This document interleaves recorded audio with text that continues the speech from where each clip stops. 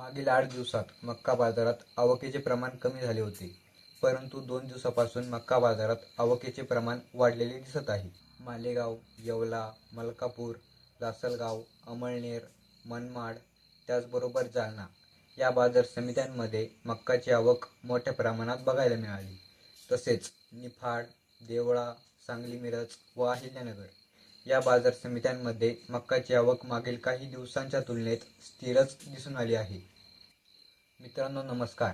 धरतीपुत्र या यूट्यूब चॅनलमध्ये मी रुद्र गायकवाड आपले स्वागत करतो.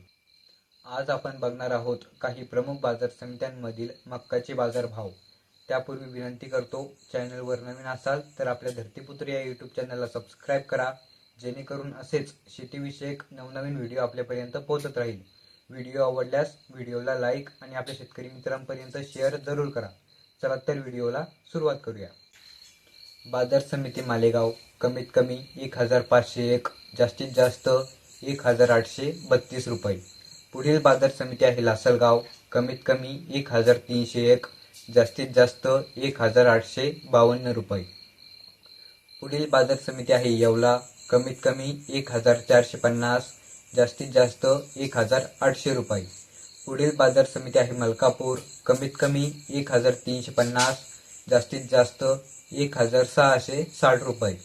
पुढील बाजार समिती आहे अमळनेर कमीत कमी 1400, जास्तीत जास्त 1675 रुपये.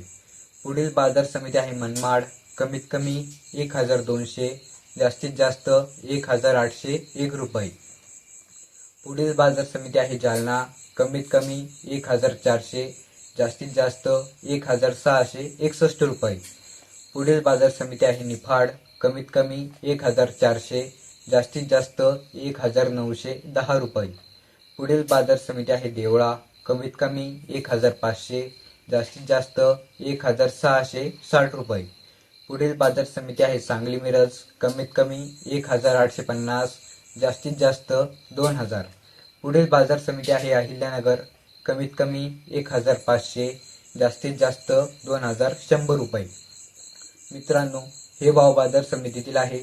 स्थानिक बाजारात थोडाफार फरक असू शकतो. आपल्या जवळील बाजारात दराची चौकशी करूनच माल विक्रीचा निर्णय घ्यावा. तसेच आपल्या जिल्ह्यात मक्काला काय दर मिळत आहे हे कमेंट बॉक्समध्ये नक्की लिहा. भेटूया एक अशाच नवीन अपडेटसह. जय जवान जय किसान.